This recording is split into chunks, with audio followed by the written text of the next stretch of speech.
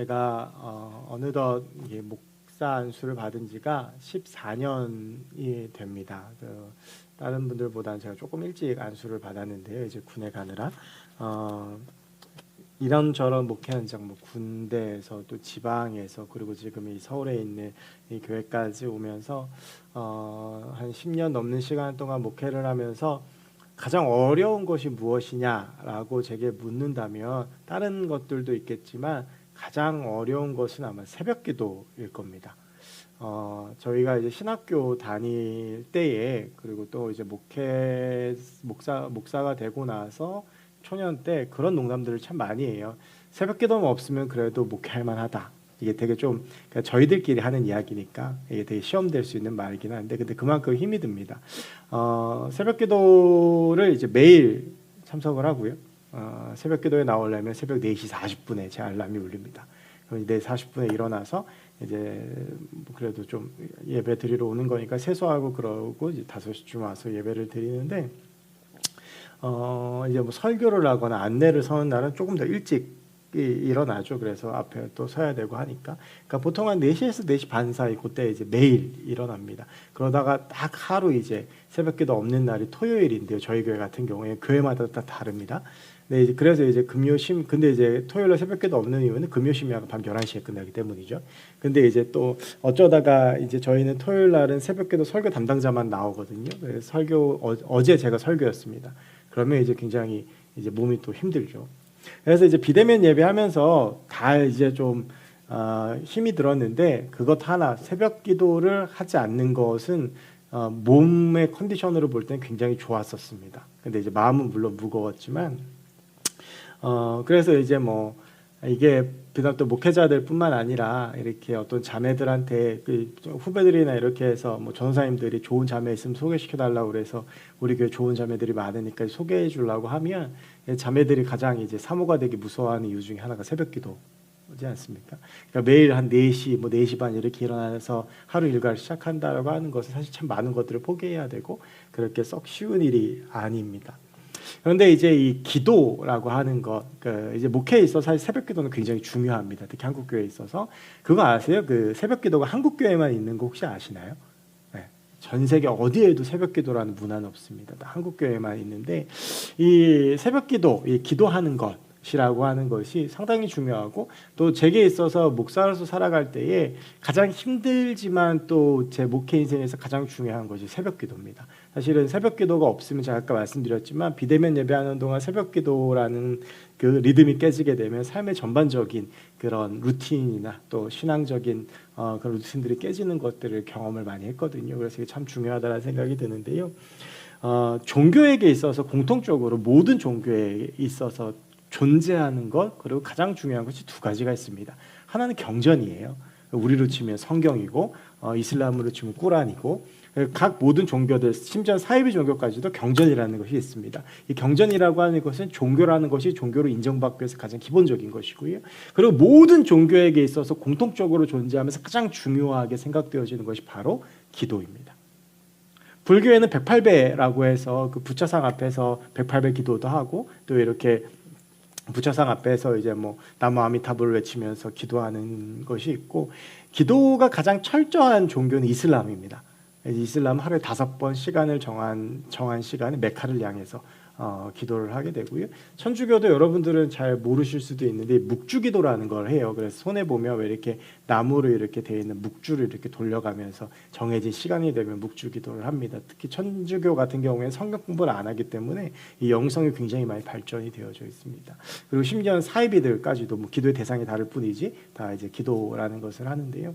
그래서 이제 기독교에도 이 기도라는 것이 굉장히 중요합니다. 그러니까 우리 새벽기도도 하고 심야기도도 하고 수요기도에도 하는데 그런데 이제 지금의 어떤 한국교회 현실들이나 또 우리 교회 현실들을 보면 이 중요한 기도의 불들이 조금씩 꺼지고 점점점 약해지고 있다라는 생각을 지울 수가 없습니다. 그러니까 모여서 기도하는 모임들이 약해지고 물론 이제 코로나라고 하는 또 그런 전염병 때문에 그런 것들이 더 가속화된 것도 있는데요.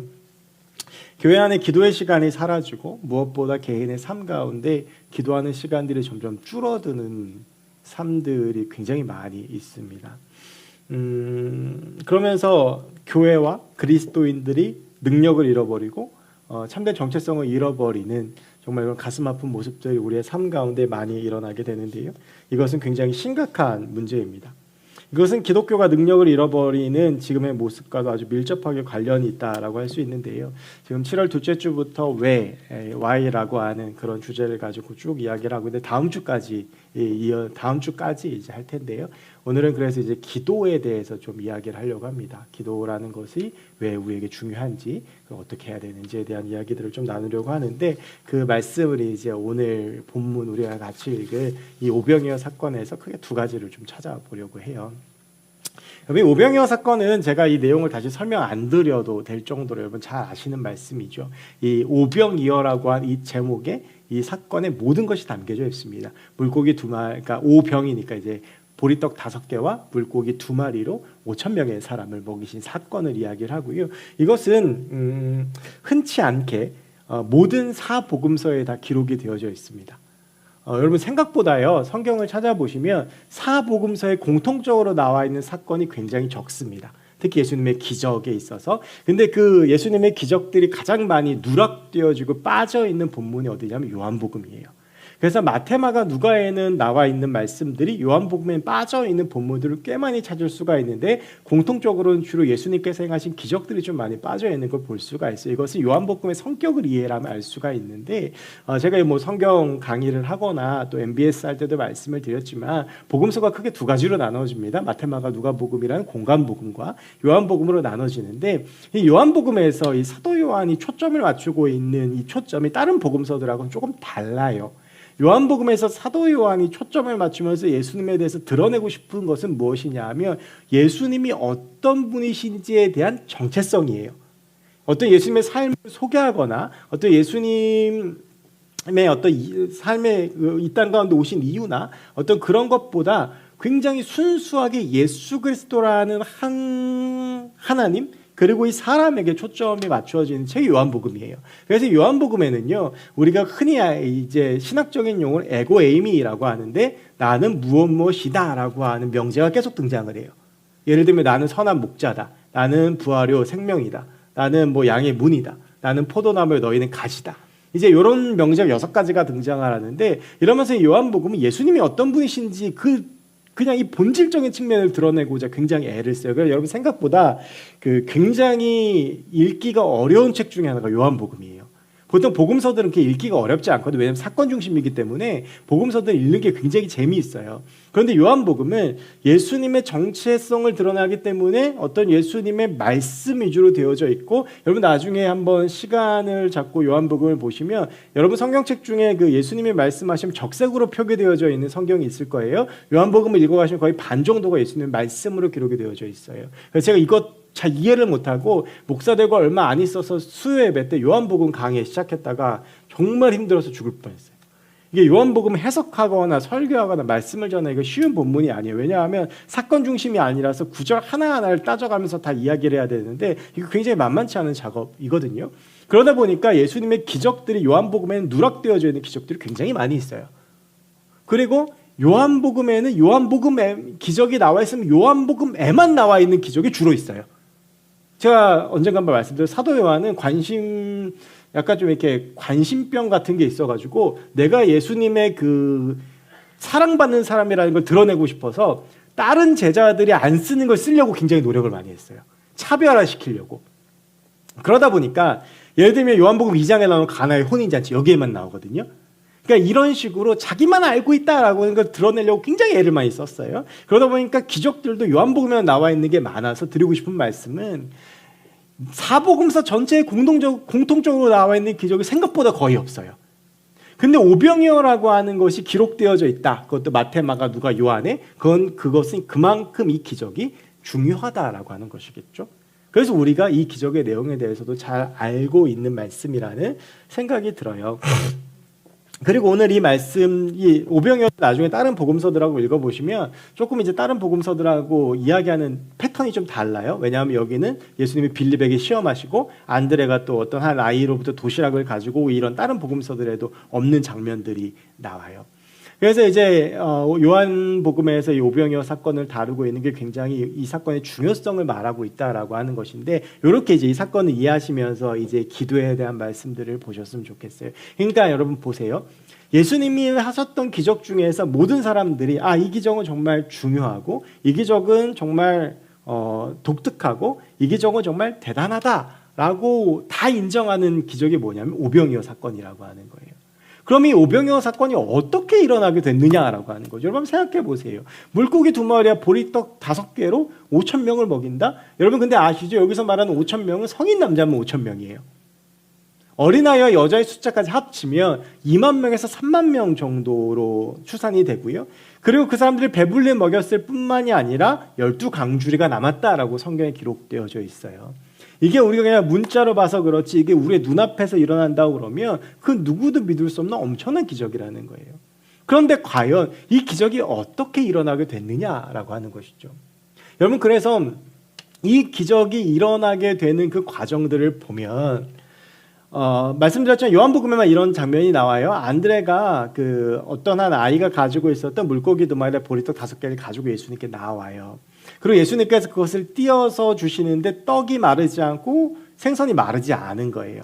그런데 이 안드레가 어린아이의 도시락을 가지고 오고 예수님께서 이것들을 떼어서 사람들에게 나눠주는 그 중간에 한 가지의 사건이 우리가 그냥 지나치기 쉬운 한 가지의 사건이 등장을 해요.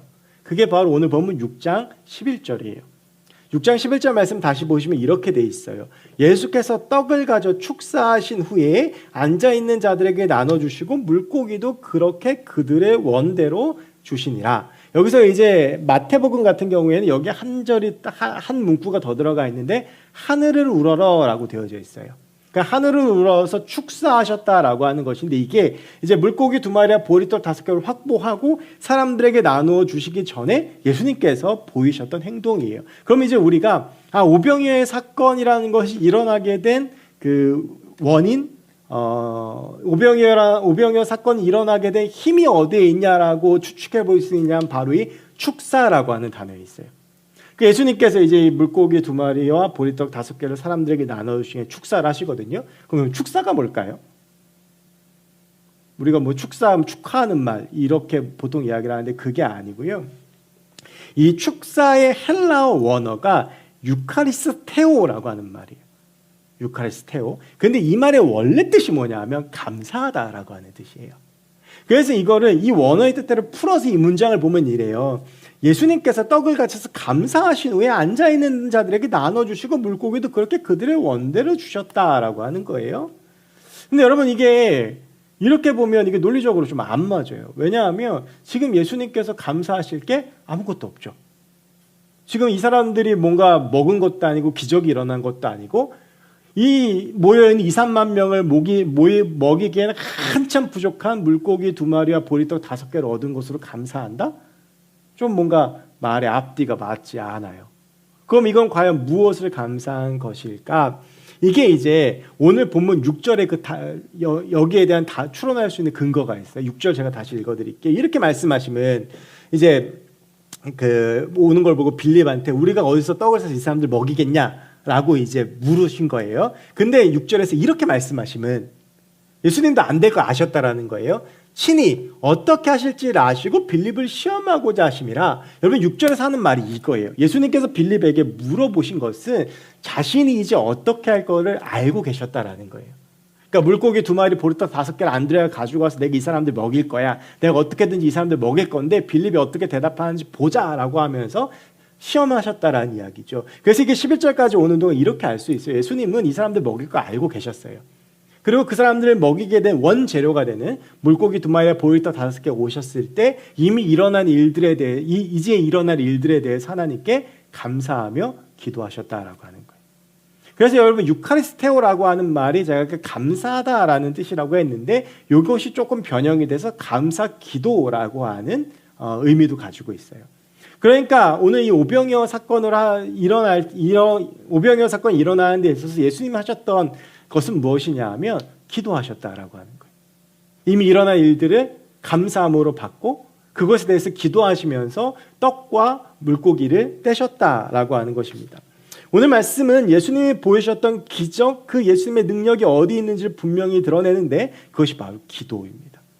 여러분 한번 찬찬히 복음서에 나타난 예수님의 기적들을 한번 추적해 보십시오. 예수님께서 말씀으로 치료하시고 기적을 일으키시지만 그 전에 기도하시는 장면을 상당히 많이 찾을 수가 있습니다. 그 가장 대표적인 말씀이 마가복음 9장에 나오는 변화산 사건이에요. 이 마가복음 9장이 전체 두 가지의 큰 이야기가 나와요. 앞에 전반부와 후반부가 나오는데 전반부는 뭐냐 하면 우리가 잘 아는 변화산 사건이 예수님께서 베드로, 야고보, 요한을 데리고 변화산에 올라가셨어요. 그 산 이름은 정확하게 나와 있진 않아요. 그냥 거기서 예수님이 변하셨기 때문에 변화산이라고 하는 거지 그 산 이름이 진짜 변화산이 아니에요. 이스라엘에 변화산이라는 산은 없습니다. 그래서 사람들이 추측하죠. 뭐 헐몬산이다 무슨 산이다 추측은 하지만 어쨌든 산에 데리고 올라가셨는데 거기서 예수님께서 영광스러운 모습으로 변화하셨어요. 그래서 예수님께서 하나님이심을 드러내시면서 모세와 엘리야가 등장을 하죠. 이거를 실제로 본 베드로가 너무나도 황홀해서 주여 여기다 천막 셋을 짓고 우리가 여기서 함께 있읍시다 라고 이야기를 해요. 근데 예수님께서 이제 우리가 할 일이 있으니까 내려가자라고 해서 내려오세요. 이게 마가복음 9장 전반부에 나오는 사건이에요. 근데 후반부를 보면 예수님께서 제자들과 함께 산에 올라갔다 내려오셨는데 난리가 나요. 밑에가 굉장히 소란스러워요. 그래서 무슨 일이지 가서 상황을 봤더니 어떤 상황이냐면 한 아버지가 자기 아들이 귀신이 들려가지고 해결이 안 돼서 예수님께 데리고 온 거예요. 혼자서 막 가다 넘어지고 막 불 속에 막 뛰어들고 막 물 속에 뛰어들고 하니까 이게 아버지 입장에서 얼마나 가슴이 답답하겠어요. 그러니까 예수님이 죽은 사람도 고치고 귀신도 쫓아낸다고 하니까 그 예수님을 찾아서 왔는데 그 순간 그 시간에 예수님께서 변화산에 계셨던 거예요. 그럼 지금 여기 누가 남아있냐면 예수님의 9명의 제자가 남아있어요. 이 아버지 입장에서 이렇게 생각을 했겠죠. 이게 변화산 사건이 예수님의 공생의 마지막 순간에 일어난 사건이거든요. 그러니까 예수님의 제자 예수님 3년 쫓아다녔잖아요. 그러면 서당께 3년이면 풍어를 읊는데 물론 그 속담이 이스라엘에는 없지만 예수님의 제자들이 뭔가 할 수 있다고 생각하지 않았겠어요? 그러니까 예수님의 제자들한테 그럼 당신들이 내 아들 좀 고쳐달라고 하는데 중요한 건 아무 일도 일어나지 않아요. 그래서 그 소란 가운데 예수님 가서 무슨 일이냐라고 했을 때 이 아버지가 굉장히 원망 섞인 말을 해요. 내 아들 이런 상황인데 당신들의 제자가 쫓아내지 못하더이라. 그때 예수님께서 제자들을 향해서 이 믿음 없는 자들하고 책망하신 후에 말씀 한마디로 이 아들에게 들린 귀신을 쫓아내세요. 그런 상황이 정리가 돼요. 이 9명의 제자들은 자존심 상해 견딜 수가 없어요. 내가 예수님의 제자는 3년 동안 쫓아다녔는데 저 아버지한테 안 좋은 말 듣고 무시당하고 나한테 아무 일도 일어나지 않고 도대체 왜 이럴까? 라고 하면서 예수님께 묻습니다. 예수님, 왜 우리는 예수님을 3년이나 쫓아다녔는데 우리가 기도할 때는 아무 일도 일어나지 않습니까? 우리가 그렇게 밤새도록 이렇게 쫓아내려고 애를 써도 안 됐던 귀신을 예수님은 말씀 한마디로 쫓아내셨는데 왜 우리가 쫓아내고자 할 때는 아무 일도 일어나지 않은 것입니까? 라고 했을 때 예수님이 마가복음 9장 29절에서 이렇게 답을 하세요. 이르시되 기도 외에 다른 것으로는 이런 종류가 나아갈 수 없느니라. 기도만이 이 모든 기적을 일어나게 한다라는 거예요.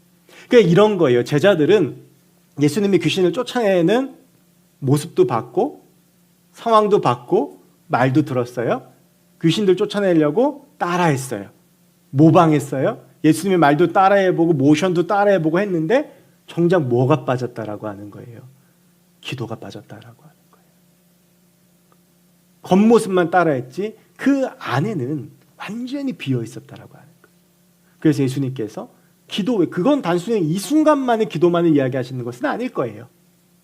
여러분 제자들이요 얼마나 기도를 안 하는 사람들이었냐 하면 대표적인 사건이 그거잖아요. 예수님께서 겟세마네 동산에 올라가시면서 12제자 데리고 올라가세요. 그러다가 정말 기도하러 깊은 곳에 들어가시면서 늘 데리고 다니시는 베드로, 야고보, 요한 3명 데리고 올라가세요. 이게 이제 요한이 자부심 부리는 이유거든요. 근데 예수님께서 이제 돌아가시기 전날이잖아요. 어떻게 돌아가실지 아시잖아요. 그러니까 예수님께서 처음이자 마지막으로 제자한테 중보기도를 부탁하세요. 너희들 날 위해 기도 좀 해주라. 그리고 나서 돌을 던지면 닿을 만한 지점. 그러니까 저하고 아마 뭐 영훈이 사이 정도 되지 않겠어요? 여기서 이야기하면 다 들리는 사이잖아요. 그러니까 예수님께서 근데 어떻게 기도하셨냐 하면 땀방울이 핏방울이 되도록. 여러분 이게 단순히 어떤 상징적인 의미가 아니라 모세혈관이 터져서 땀구멍으로 피가 나올 정도로 간절하게 기도하셨다는 의미예요. 얼마나 간절하게 기도하셨겠어요. 근데 제자들은 어떻게 합니까? 자요. 이게 3번 반복돼요. 그냥 조는 수준이 아니라 자요. 한 번 그렇게 해서 혼났으면 두 번째는 기도할 만한데 또 자고 또 자요. 이게 제자들의 영적 현주소예요.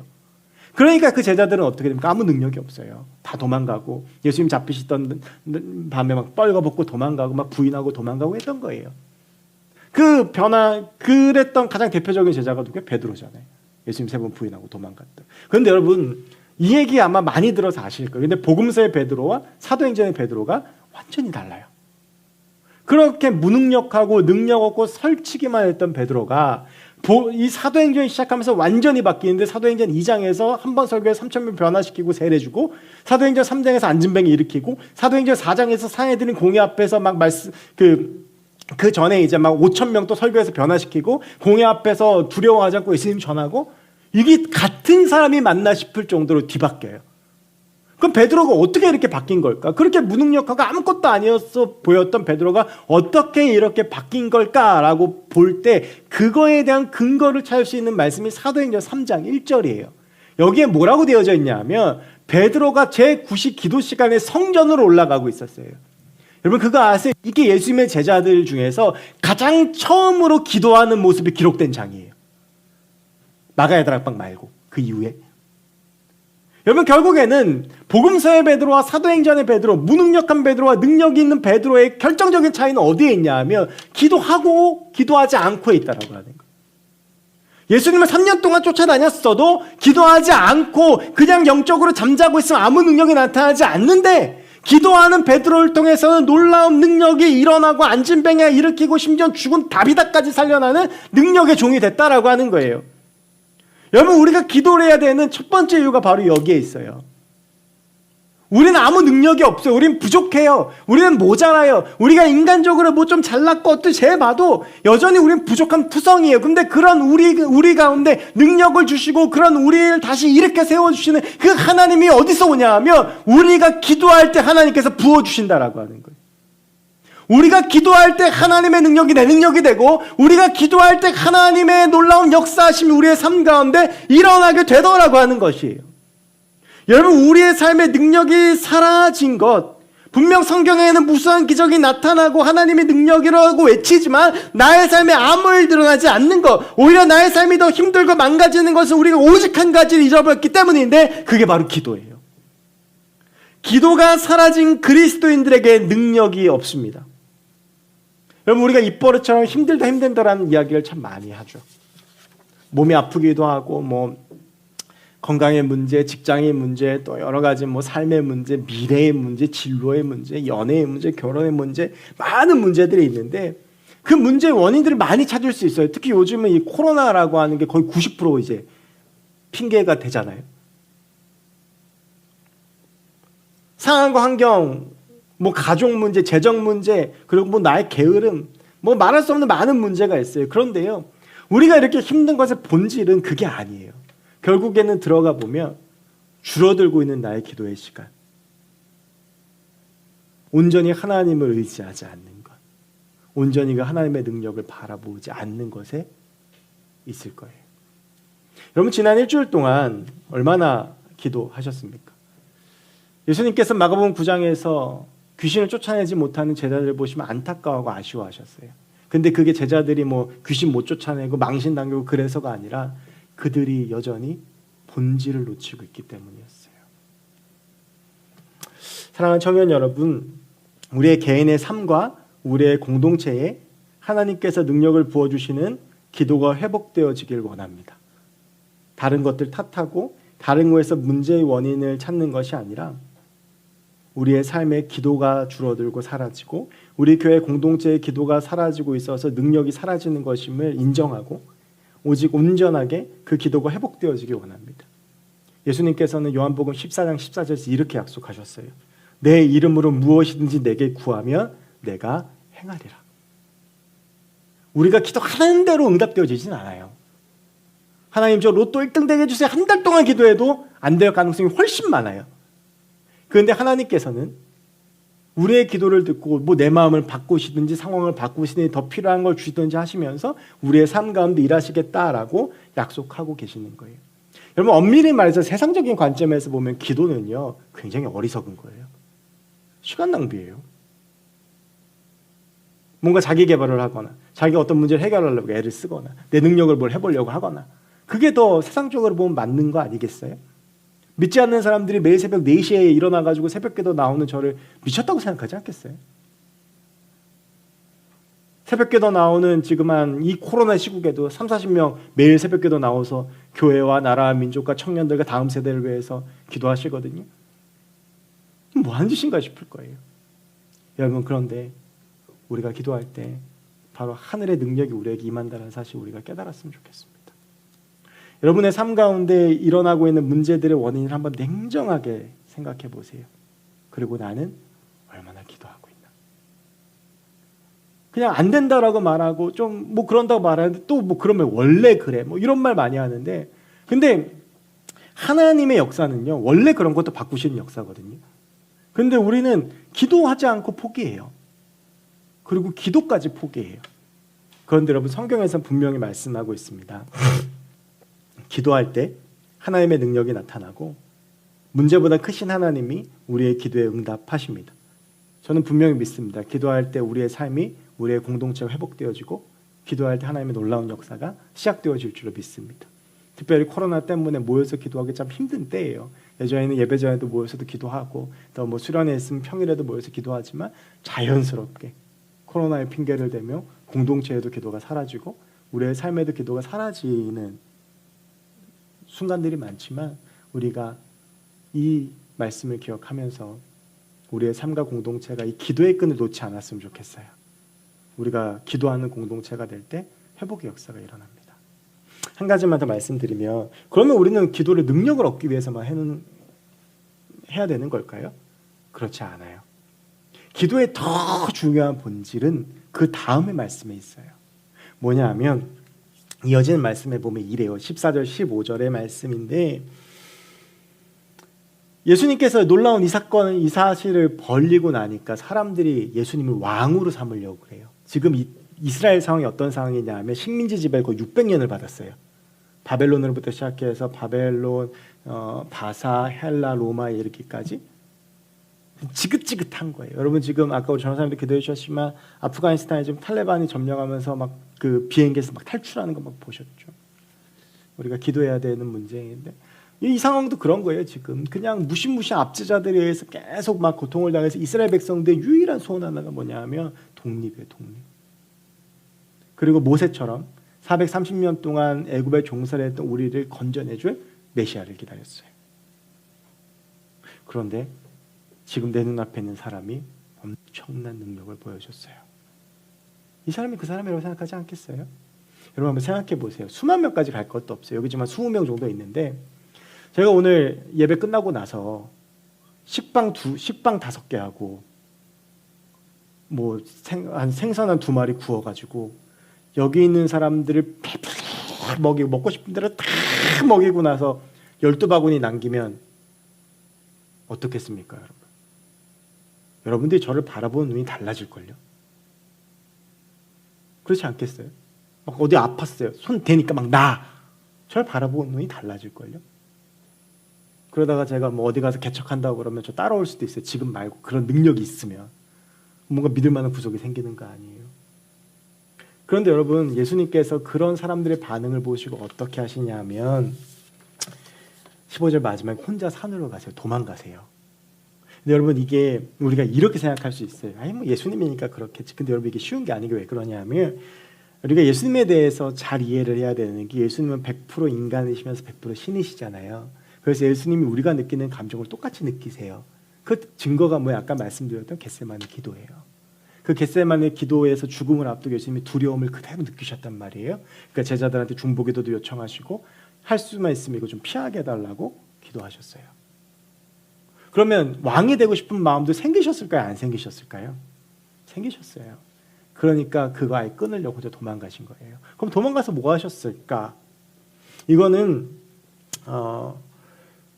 마가복음 6장에 나오는 오병이어 사건에 나와요. 마가복음 6장 30절부터 44절 오병이어 사건이 나오고, 그러고 나서 45절 46절에 예수님께서 어디에 가셨는지 나오는데 46절에 이렇게 되어져 있어요. 마가복음 6장 46절이에요. 무리를 작별하신 후에 기도하러 산으로 가셨다. 예수님께서 그냥 도망가신 게 아니라 뭐하러 가셨다는 거예요? 산으로 가셨다라는 거예요. 산에 가서 뭐 하시려고? 지금 교만해지고 있는 내 마음을 하나님 앞에 내려놓고, 그리고 끊어질 수 있는 하나님과의 관계를 회복하고, 그리고 나서 내 마음을 하나님 앞에 다시 세우고, 하나님과의 관계를 온전하게 다시 세우고 다시 사역하시려고. 여러분, 우리가 기도를 해야 되는 진짜 중요한 이유가 뭔지 아세요? 하나님과의 관계예요.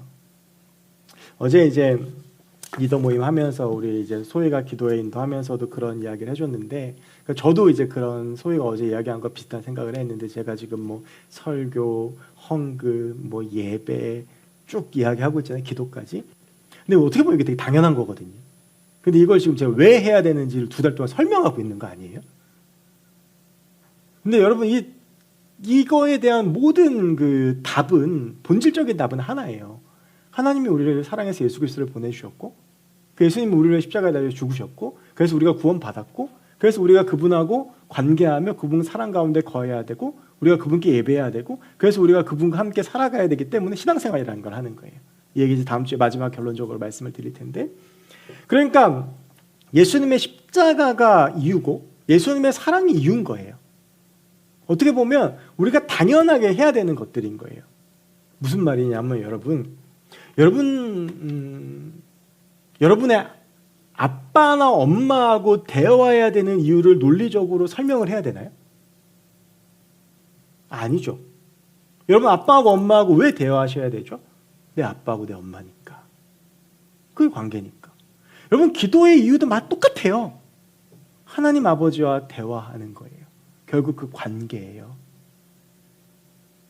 여러분, 아빠 입장에서 가장 슬픈 게 뭐냐 하면 아이들이 나와 대화하지 않을 때예요. 물론 저희 아이들 아직 어려서 그런 게 막 드러나지는 않지만, 보면 이제 저희 딸은 이제 11살이고 곧 사춘기에 들어가고 이제 어느 정도 컸잖아요. 얘가 점점 아빠한테 비밀이 많아져요. 근데 그게요, 그렇게 서운할 수가 없어요. 더 서운한 건 뭔지 아세요? 아빠한테는 얘기 안 하고 엄마한테만 얘기할 때. 진짜 서운해요. 그러지 마세요. 근데 이제 그게 내 자녀가 나하고 대화를 하지 않는 게 슬픈 거예요. 근데 여러분, 그거 아시죠? 대화가 줄어들면 관계도 소원해져요. 모든 관계의 기본 원리잖아요. 기도를 해야 되는 이유는 하나님과의 관계 때문이에요. 그래서 여러분, 예수님도 복음서에 보면 끊임없이 혼자서 떨어지세요. 그러면 그 혼자서 떨어질 때 항상 뭘 하셨냐 하면 기도하셨어요. 오늘도 마찬가지예요. 내 마음 가운데 인간적인 마음이 막 드니까 예수님께서 어떻게 하시는 거예요? 기도의 자리로 가셔서 다시 하나님의 마음을 내 안에 채우고 이 관계가 회복되어져서 나아가고자 하셨던 것이죠. 여러분, 우리가 기도를 왜 해야 됩니까? 하나님과의 관계 때문이에요. 하나님과 관계를 맺고 그 안에서 살기 위해서 우리는 기도해야 합니다. 하나님과의 관계가 끊어지면 넘어지고 유혹에 빠지고 쓰러지고 무너지는 거예요. 하나님과 멀어지는 거예요. 그리고 겉에만 남아요. 그게 외식하는 바리새인들의 기도였잖아요. 여러분, 저는 우리의 삶 가운데 이 기도가 회복되어지기 원합니다. 그래서 저는 바라기는 여러분의 삶 가운데 기도가 회복되어져서 여러분이 하나님 안에서 즐겁고 행복하셨으면 좋겠어요. 세상 사람들 아무도 내 말 안 들어줘도 우리 주님은 내 말 들어주시고, 그 하나님의 말씀을 듣고 그 하나님 안에 있으면서 그 하나님과 교제하면서 그 깊어진 관계 속에서 우리가 그 하나님과의 관계가 회복되어지고, 그래서 하나님의 마음을 품게 되고 내 안에 하나님으로 충만한 그런 관계 속에서 우리가 살아갔으면 좋겠습니다. 청년 여러분, 우리의 기도를 회복했으면 좋겠습니다. 지금도 잘하고 계시는 청년들도 있겠지만 더 하나님 앞에 온 마음 다해서 나아가시고, 그래서 하나님 붙드시고 하나님이 여러분 안에 가득 채워지는 그 놀라운 역사가 우리의 삶 가운데 일어났으면 좋겠습니다. 우리 함께 말씀 기억하시면서 원하고 바라고 기도합니다. 우리 같이 함께 찬양했으면 좋겠습니다.